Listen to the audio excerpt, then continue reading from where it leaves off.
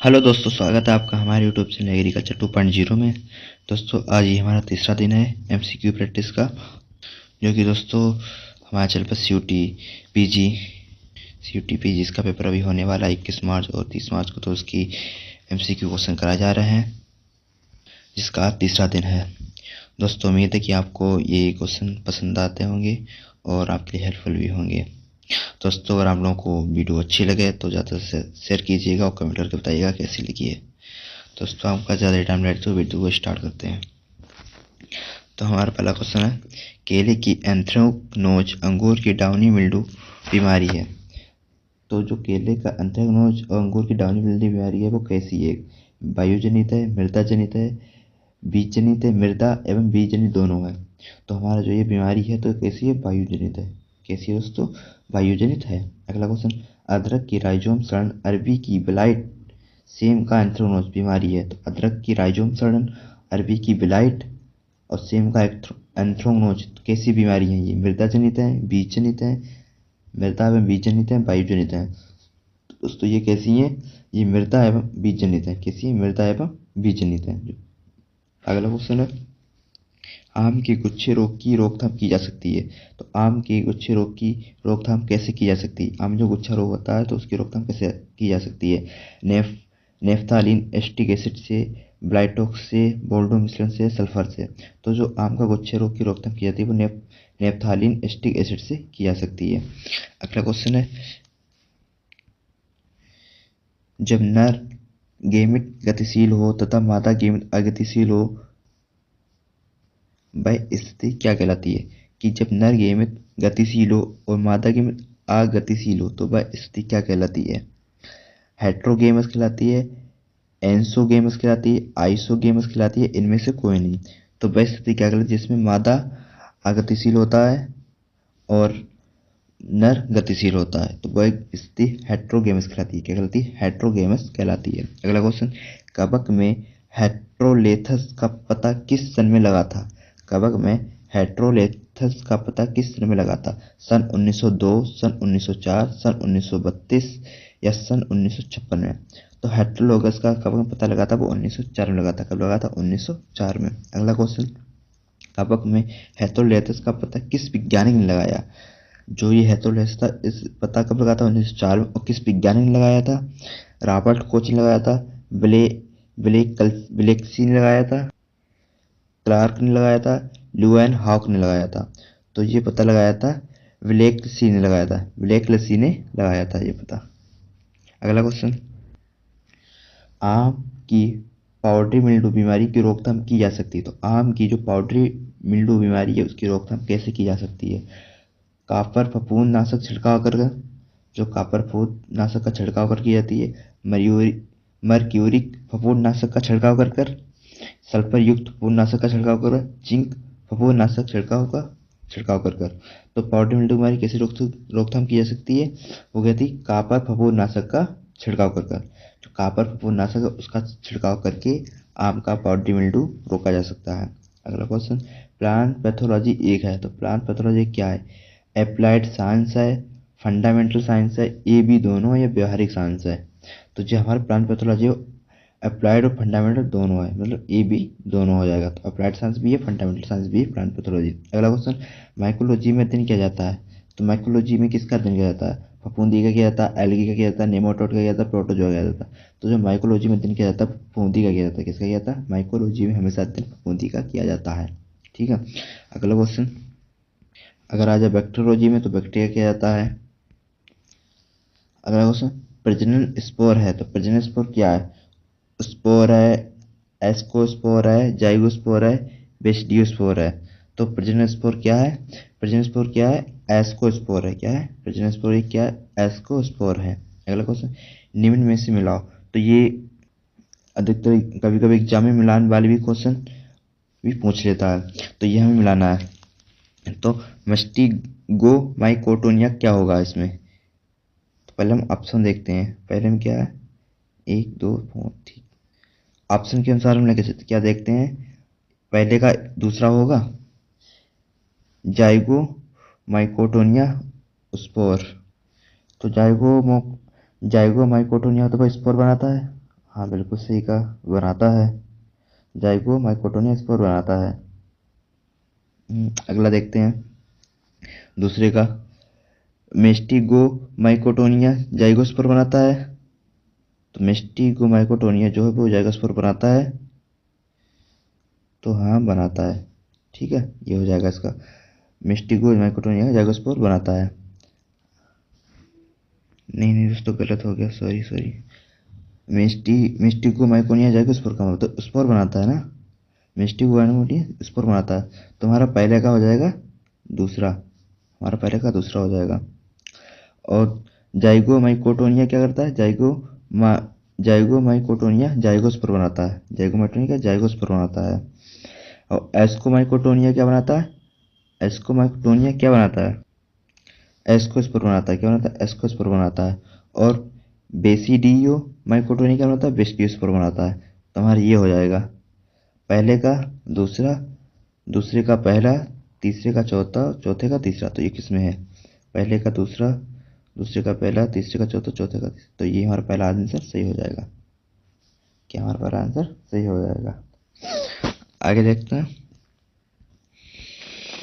Phycology का अध्ययन किया जाता है। तो फाइकोलॉजी का अध्ययन किसमें किया जाता है, फाइकोलॉजी का अध्ययन किसमें किया जाता है, फफूंदी का, नेमाटोड का, एल्गी का, प्रोटोजोआ का। तो फाइकोलॉजी में एल्गी का अध्ययन किया जाएगा। किसका, एल्गी का अध्ययन किया जाता है। फफूंदी वर्गीकृत है। तो फफूंदी वर्गीकृत है किसमें वर्गीकृत है, थेलोफाइटा में है, ब्रोटाफाइटा में है, टेरियोडोफाइटा में है, उपरोक्त में से कोई नहीं है। तो फफूंदी वर्गीकृत जो किया गया वो थेलोफाइटा में किया गया। किसमें, थेलोफाइटा में किया गया। अगला क्वेश्चन, कवक की संरचनात्मक इकाई को कहते हैं। तो कवक की संरचनात्मक इकाई को क्या कहते हैं, माइसीलियम कहते हैं, हाइपा कहते हैं, यूकार्पिक कहते हैं, होलोकार्पिक कहते हैं। तो जो कवक की संरचनात्मक इकाई को क्या कहते हैं, हाइपा कहते हैं। क्या कहते हैं, हाइफा कहते हैं।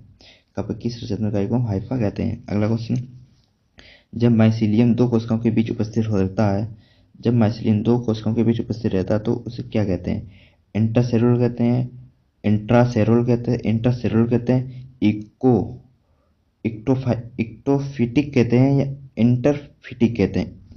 इक्टोफिटिक कहते हैं, इंटरफिटिक कहते हैं, इंटरसेलुलर कहते हैं, इंट्रासेलुलर कहते हैं। तो क्या कहते हैं, जब माइसीलियम दो कोशिकाओं के बीच में रहता है तो उससे कहते हैं दो कोशिकाओं के बीच। तो इंटर, देखो तो एक चीज इंट्रा माने होता है सेम, इंट्रा माने क्या होता है सेम, और इंटर माने क्या होता है डिफरेंट। ठीक है, इंट्रा शब्द है तो सेम, और इंटर माने डिफरेंट। दो कोशिकाओं के बीच में रहता है तो अलग अलग कोशिकाओं होंगी ना, तो इंटरसेलुलर होगा। हमारा सही आंसर क्या हो जाएगा, इंटरसेलुलर हमारा सही आंसर हो जाएगा। अगला क्वेश्चन, जब कवक अपना जीवन दो होस्ट पर व्यतीत करता उसे क्या कहते हैं। जब कवक अपना जीवन दो होस्ट पर व्यतीत करता उसे क्या कहते हैं, ऑटोसिस कहते हैं, हेट्रोसिस कहते हैं, ओमोसिस कहते हैं, उपरोक्त में से कोई नहीं। तो ऐसे ही यहाँ पे ऑटो माने होता है सेम, ऑटो माने होता है सेम, और हेट्रो माने होता है डिफरेंट। और ऑटो माने क्या होता है सेम, हेट्रो माने होता है डिफरेंट। मतलब सेम स्पीस पर करता है तो ऑटो सिस होता है, और डिफरेंट मतलब अलग अलग करता है तो हेट्रो होगा। तो यहाँ पर क्या हमारा सही आंसर हो जाएगा, इसमें कहा है जीवन अपना जीवन कवक दो होस्ट पर व्यतीत करा, दो होस्ट में अलग अलग दो होस्ट होंगे तो हमारा हेट्रोसिस हो गया। कौन सा, हेट्रोसिस हो जाएगा। अगला क्वेश्चन,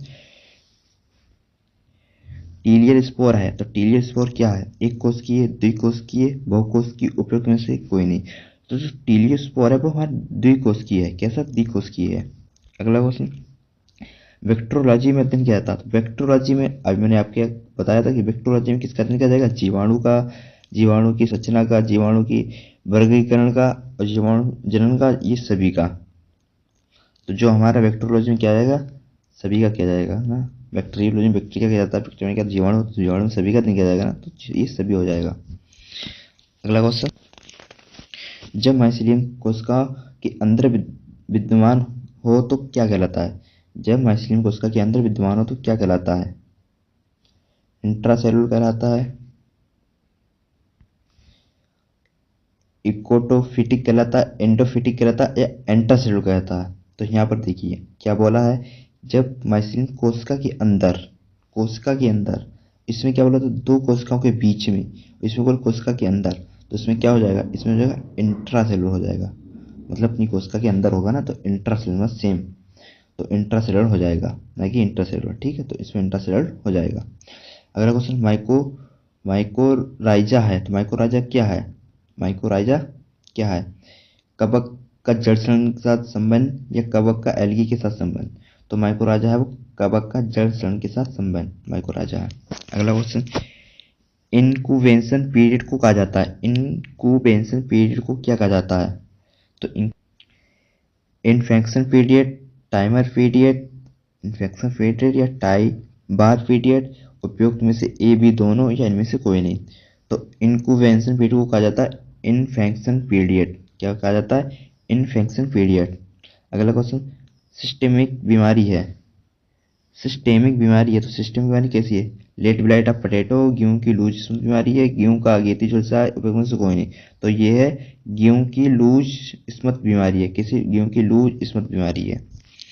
आगे देखते हैं। अगला क्वेश्चन, बाह्य बीज जनित रोग है, तो बाह्य बीज जनित रोग कौन सा है? गेहूं की लूज स्मथ बीमारी, आलू की पछेती झुलसा बीमारी, मिर्च का एंथ्रेक्नोज, उपयोग में से कोई नहीं। तो बाह्य बीज जनित जो बीमारी है वो कौन सी है?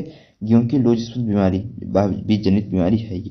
अगला क्वेश्चन, आलू का अगेत वो वायु जनित रोग है, तो वायु जनित में से कौन सा रोग है?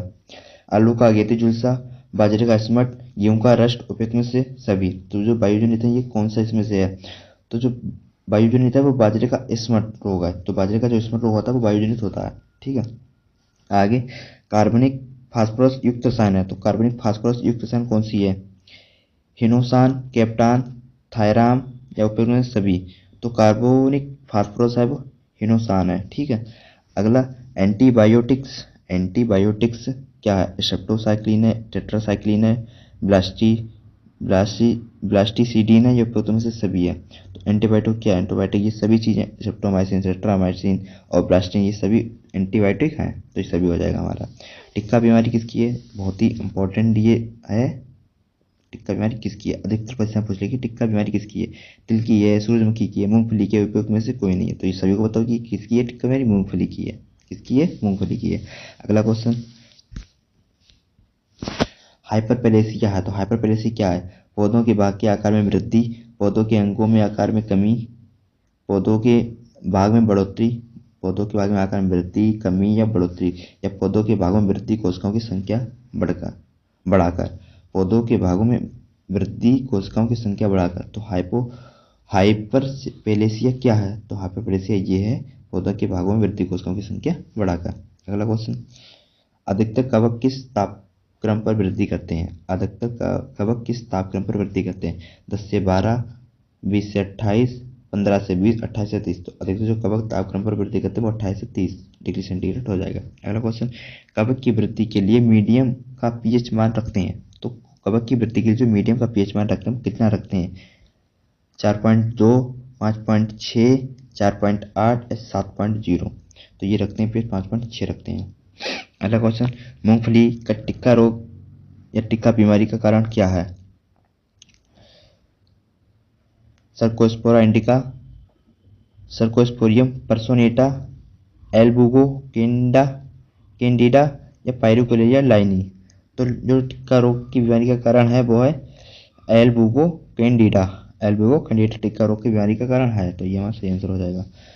वृश्चिक की बैक्टीरियल लीफ ब्लाइट बीमारी सर्वप्रथम प्रकट हुई थी, तो वृश्चिक की बैक्टीरियल लीफ ब्लाइट बीमारी सर्वप्रथम प्रकट हुई थी, वो कहाँ हुई थी? कब हुई थी? 1901 में हुई थी, 1959 में हुई थी, 1962 में हुई थी, 1978 में हुई थी। तो ये 1959 में हुई थी। ठीक है। अगला क्वेश्चन, धान की बैक्टीरियल लीफ ब्लाइट बीमारी सर्वप्रथम कहाँ पर देखी गई थी? तो धान की बैक्टीरियल लीफ ब्लाइट बीमारी ये सर्वप्रथम कहाँ देखी गई थी? उत्तर प्रदेश में देखी थी, गुजरात में देखी गई थी, महाराष्ट्र में देखी थी या तमिलनाडु में देखी गई थी? तो बैक्टीरियल लीफ ब्लाइट बीमारी सबसे पहले कहाँ देखी गई थी? महाराष्ट्र में देखी गई थी। धान की जो बैक्टीरियल लीफ ब्लाइट जो बीमारी थी ये सबसे पहले महाराष्ट्र में देखी गई थी, भारत में। अगला क्वेश्चन, बीज उपचार प्रयोग हेतु होने वाला रसायन, तो बीज उपचार के लिए कौन से रसायन का प्रयोग करते हैं? एग्लाल का करते हैं, एरेटीन का करते हैं, एग्रोसान GN का करते हैं, या उपयोग सभी करते हैं? तो बीज उपचार के इन सभी का उपयोग किया जाता है। ये सभी आपको पता होगा, एग्लाल भी किया जाता है, एरेटान भी किया जाता है, एग्रोसान की GN का भी किया जाता है। तो ये सभी बीज उपचार के लिए उपयुक्त होने वाले रसायन है। अगला क्वेश्चन, बीज उपचार हेतु प्रयोग में आने वाले रसायन, बीज उपचार हेतु उपयोग में आने वाले रसायन कौन से हैं? ब्रेस्कल, PCNB उपयुक्त ए बी दोनों या उपयुक्त में से कोई नहीं। तो ये दोनों हो जाएंगे हमारे, ब्रिस्कोल भी हो जाएगा, पीसीएनबी भी हो जाएगा। ठीक है। अगला, मृदा धूमन हेतु रसायन, मृदा धूमन हेतु प्रयोग में आने वाले रसायन, मृदा धूमन हेतु प्रयोग में आने वाले रसायन कौन से हैं? क्लोरीपिक्रीन, मिथाइल ब्रोमाइड, उपयुक्त में से ए बी दोनों या कोई नहीं। तो ये हमारे दोनों हो जाएंगे जो मृदा धूमन में प्रयोग किए जाते हैं, दोनों। मिथाइल ब्रोमाइड भी किया जाता है, क्लोरीन पिक्रीन भी किया जाता है, तो ये दोनों हो जाएंगे। अगला क्वेश्चन, अकार्बनिक फफूंदनाशक है, तो अकार्बनिक फफूंदनाशक क्या है? चूना है, सल्फर है, उपयुक्त में से ए बी दोनों या उपयुक्त में से कोई नहीं। तो अकार्बनिक के दोनों, सल्फर भी अकार्बनिक है, चूना भी अकार्बनिक, तो ये हमारा ये दोनों हो जाएंगे, सी ऑप्शन सही हो जाएगा। अगला क्वेश्चन, आम की ब्लैक टिप बीमारी सर्वप्रथम देखी गई थी, तो आम की जो ब्लैक टिप बीमारी सर्वप्रथम कहाँ देखी गई थी? उत्तर प्रदेश में देखी थी, बिहार में देखी गई थी, महाराष्ट्र में देखी थी, गुजरात में देखी थी। तो जो आम की ब्लैक टिप बीमारी है वो सबसे पहले बिहार में देखी गई थी। कहाँ देखी गई थी? बिहार में देखी गई थी। और अगला क्वेश्चन, धान की खैरा बीमारी किस वैज्ञानिक ने पता लगाया था? तो धान की खैरा बीमारी जो कि बहुत ही फेमस है, ये किसकी कमी से होती है? जिंक की कमी से होती है। जिंक जो सल्फर होता है उसकी कमी से धान की खैरा बीमारी होती है। तो ये सर्वप्रथम किसने वैज्ञानिक पता लगाया था? डॉक्टर वाई आर मेहता ने, डॉक्टर बीपी पाल ने, डॉक्टर बी एल नेनो ने, या उपयुक्त में से कोई नहीं। तो ये पता लगाया था वो डॉक्टर बी एल नेने ने लगाया था पता।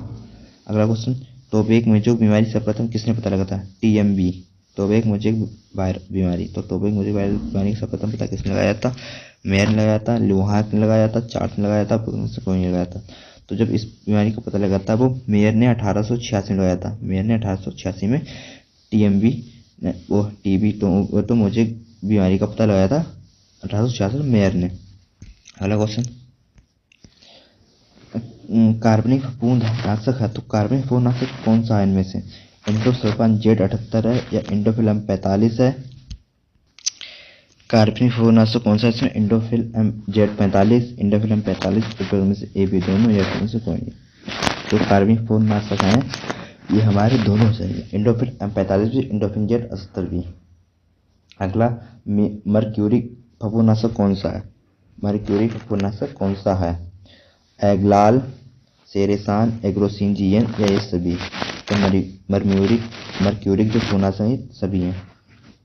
अगला क्वेश्चन, काफर युक्त फफूंदनाशक कौन सा है?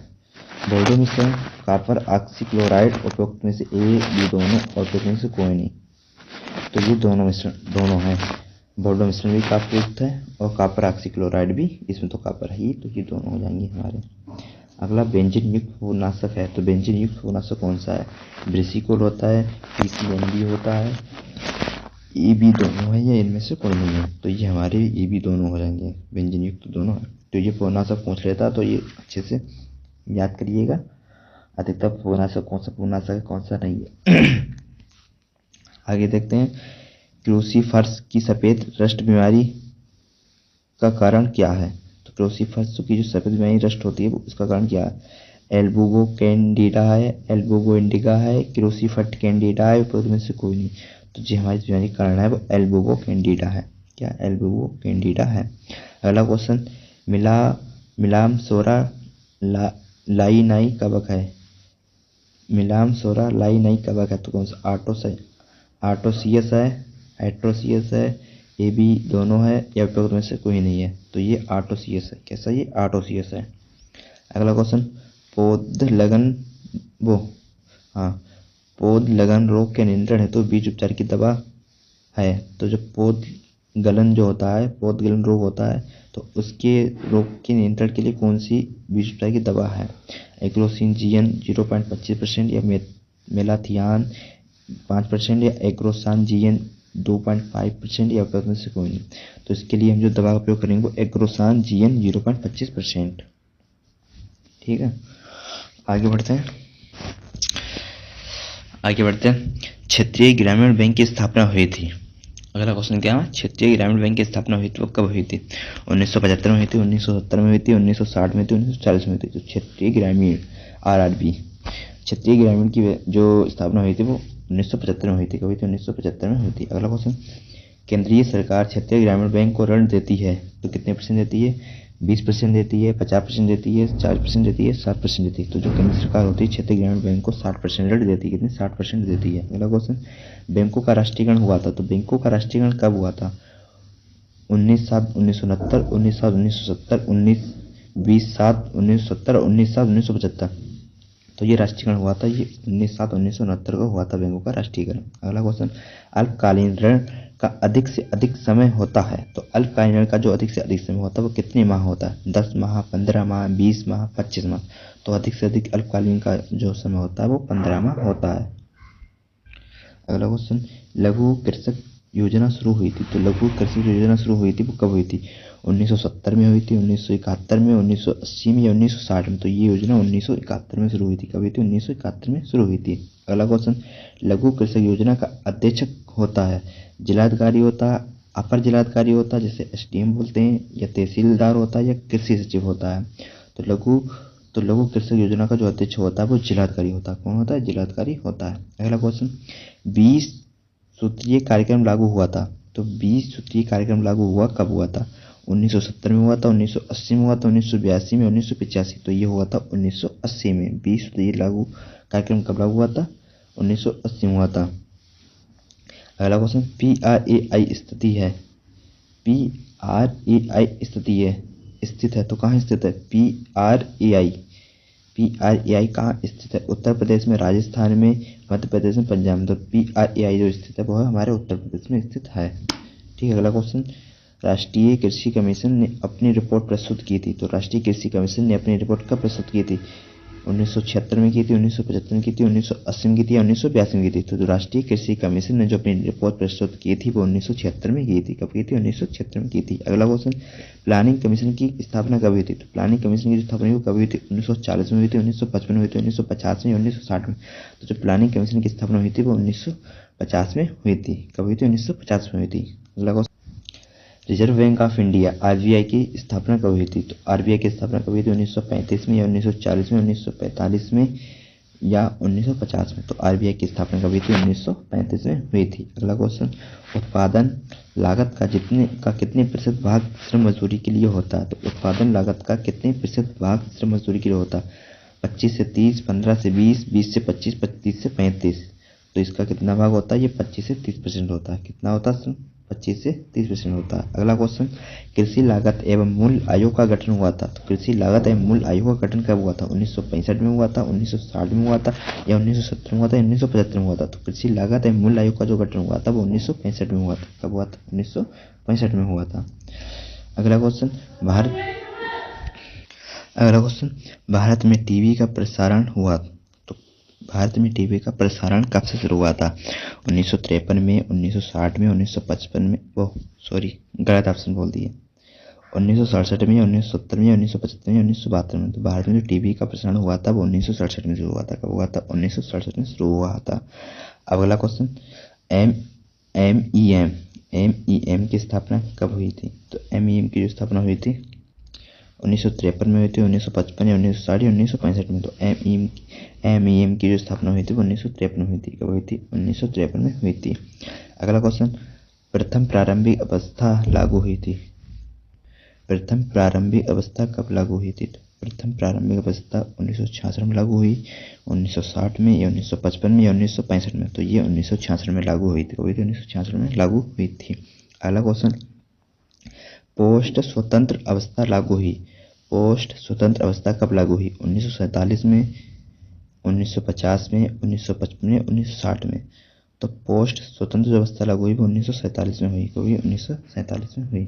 अगला क्वेश्चन, मध्यकालीन ऋण का समय होता है। तो मध्यकालीन ऋण का समय कितना होता है? 5 वर्ष, 4 वर्ष, 7 वर्ष, 6 वर्ष? तो कितना समय होता है? 7 वर्ष होता है। अगला क्वेश्चन, लघु किसान के पास भूमि होती है। लघु किसान के पास कितनी भूमि होती है? 1 से 2 हेक्टेयर, 3 से 4 हेक्टेयर, 2 से 3 हेक्टेयर, 5 से 6 हेक्टेयर? तो लघु किसान के पास जो भूमि होती है वो 1 से 2 हेक्टेयर होती है। कितनी? 1 से 2 हेक्टेयर होती है। अगला क्वेश्चन, नाबार्ड की स्थापना हुई। तो नाबार्ड की स्थापना कब हुई थी? जुलाई 1982, जुलाई 1980, अगस्त 1975 या अगस्त 1970? तो जो नाबार्ड की स्थापना हुई थी जुलाई 1982 में थी। कब हुई थी? 12 जुलाई 1982 को हुई थी नाबार्ड की स्थापना। अगला क्वेश्चन, अर्थशास्त्र किसका शास्त्र है? सीमित साधनों का, असीमित साधनों का, उपयोग में से सभी, उपयोग में से कोई नहीं? तो जो अर्थशास्त्र है वो सीमित साधनों का, किसका? सीमित साधनों का है।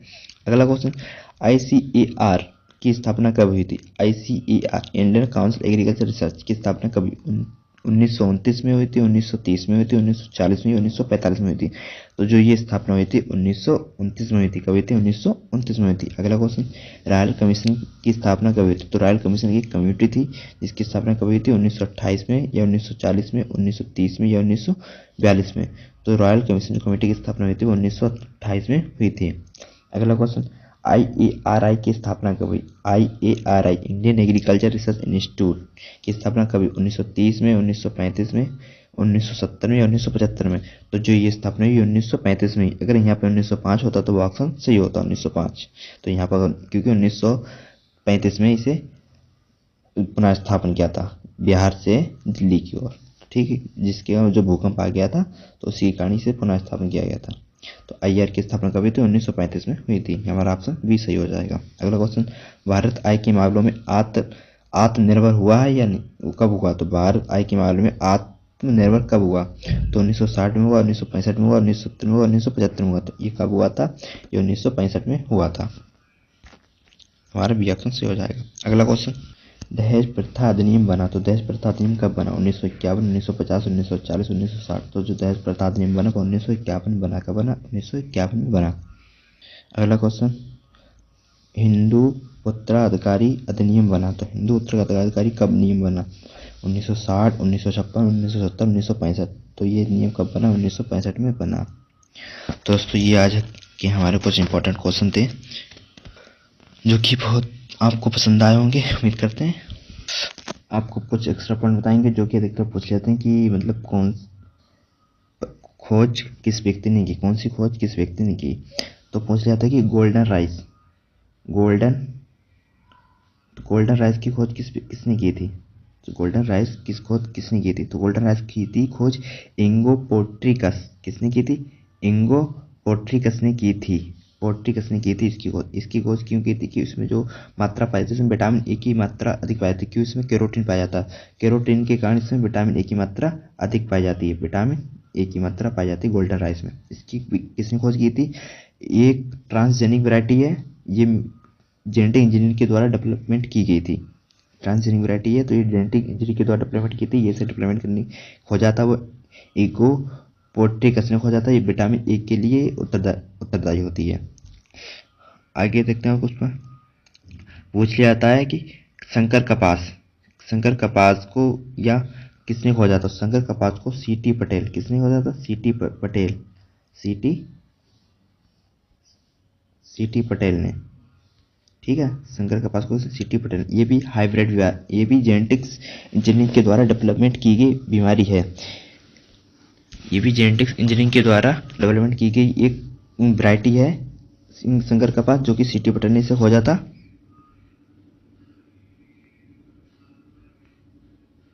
इसमें बेसिलस जीवाणु पाया जाता है जो कि ये रोग के प्रति प्रतिरोधी होती है। तो ये की इंसेक्ट प्रतिरोधी वैरायटी है। और आगे, और गेहूं की CRI अवस्था के बारे में किसने पता लगाया था? गेहूं की CRI अवस्था पता लगाया था कि ये सबसे क्रिटिकल अवस्था यहाँ को पानी जाती है। तो गेहूं की जो CRI अवस्था के बारे में जो पता लगाया था वो RBL भरद्वाज ने लगाया था। किसने लगाया था? RBL भरद्वाज ने लगाया था। गेहूं की CRI अवस्था के बारे में RBL ने भरद्वाज ने पता लगाया था। और हरित क्रांति जो शब्द दिया था वो किसने दिया? विलियम एस गॉड ने दिया था। हरित क्रांति जो शब्द दिया था किसने दिया? विलियम एस गॉड ने दिया था। किसने? विलियम एस गॉड ने दिया था। विलियम एस गॉड ने हरित क्रांति का शब्द दिया गया था, ठीक, दिया था। अगला, और शंकर धान की खोज किसने की थी? तो शंकर धान की खोज की थी प्रोफेसर लोंग पिंग यान ने। प्रोफेसर लोंग पिंग यान ने शंकर धान की खोज की थी। लोंग पिंग यांग ने शंकर धान की खोज की थी। लोंग पिंग यान ने शंकर धान की खोज की थी।